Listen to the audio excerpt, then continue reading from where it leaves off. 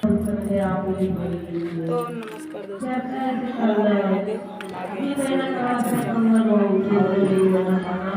आप थोड़ा इसमें कुछ बोलिए। क्या अरे इसी चर्चा में आए हो महादेव का ना, कुछ बोलिए।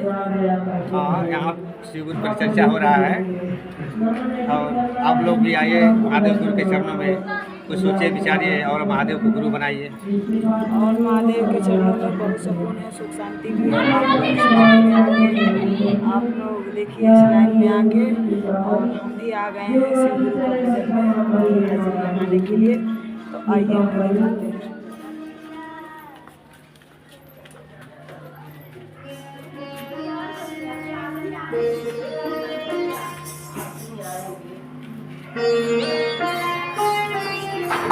चर्चा इसलिए कराई हूँ कि मेरा लड़का का बर्थडे था, तो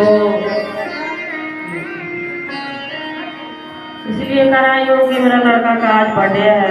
तो मैं सोची कि तो साल भर हो गया था कि भैया आए थे चर्चा करके गए। हाँ, यही आए थे, हरी भैया आए थे, ये तो आए चले गए लौट के। तब वो उसी लौकिक जीवन में क्या नहीं है, हमारे सारे धन दौलत महल अटारी पैसा रुपया दोस्त मित्र साथी संगत, इस दुनिया में क्या नहीं है, लोग क्या कहना है। लेकिन कभी ये कि आप कौन, आखिर बंद है दरवाजा बंद है, आप कौन जो इस कमरे में आ गए, उठकर बैठे और डर गए और डर के वो सवाल किए कि आप कहाँ से आए, कौन है। तो व्यक्ति हंसकर बोला कि आपको ले जाने आए हैं। तो बोले कि मेरे गेट पर इतना सिक्योरिटी गार्ड है, इतने नौकर है बाहर में, आपको किसने आदेश किया इस कमरे में आने के लिए, और आप कौन होते हैं मुझे ले जाने के लिए, आपको शायद पता नहीं है मैं कौन हूँ। राजा साहब बोले क्या आपको शायद पता नहीं है मैं कौन हूँ। फिर वो इंसान हंसकर बोला कि आप ये सब बाद में बताइएगा हमको, आप मेरे साथ चलिए। बोला कि नहीं मैं नहीं जा सकता आपके साथ। बोले कि आपको जाना पड़ेगा। राजा साहब कहे कि आखिर हो कौन आप जो आप मुझे ले जाना चाहते हो। सब जाके वे इंसान के रूप में जो आए थे वो हंसते हुए बोले कि मैं तो अमराज हूँ जो आपको ले जाने आया हूँ। जब अमराज के नाम सुने तो भी अपने चेहरे से उदासी छाते हुए अपने उठ कर बैठे, कहे कि आप और मुझे ले जाने। प्रभु जैसे वो बोले कि अमराज वैसे उनका पैर पकड़ लिए और कहे प्रभु जी आज ही तो मैं बैठा हूँ, पूरी उम्र मैंने कमाया, आज ही तो मैंने बैठा आराम करने के लिए, आज ही तो मैंने अपने लोगों से रिजाइन दिया और आप आज ही आ गए ले जाने के लिए। प्रभु मैंने इतना कमाया है, मेरे दौलत कौन खाएगा, मैंने इतना कुछ कमा के रखा, ये क्या होगा। फिर बोले वो राजा साहब विचार के मन में, और अमराज से जानते हैं क्या सवाल किए। बोले कि ऐसा है अमराज साहब, आप ये काम कीजिए, इतना दौलत जो कमाया हो, इतने रुपया जो कमा के मैंने रखा है, उसमें से आधा ले लीजिए आप, अब मुझे छोड़ दीजिए। बोले कि नहीं हो सकता। फिर बोले कि आपको जाना ही पड़ेगा। ये विचार किए कि शायद हो सकता है कि आधा दे रहा हूँ तो नहीं मान रहे, शायद पूरा दे दूंगा तो मान जाएंगे। तो बोले राजा जी कि ऐसा है, आप ऐसा करिए, आप पूरा ले लीजिए, जो राजपाट हमने इतना कमाया है वो पूरा ले लीजिए, और मेरा सिर्फ जान को बख्श दीजिए, मुझे सिर्फ बख्श दीजिए, मुझे जाने दीजिए, ये दौलत रुपया सब आप ले लीजिए। वो विचार किए राजा, जब अमराज जी कहे कि नहीं आपको ही जाना होगा, फिर उन्होंने विचार किया कि आखिर तब उनको ये ख्याल आया जब गुरु बनाने के बाद था, जब वो बोले थे कि मेरा उम्र गुरु बनाने का नहीं हुआ है, अभी पैसा कमाने का, वो बात उनको ख्याल आया।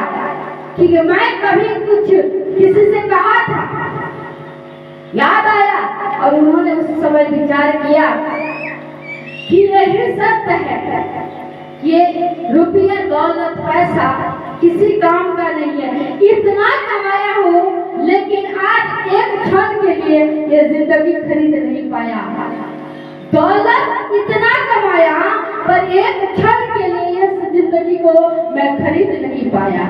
इस दौलत को किस काम का?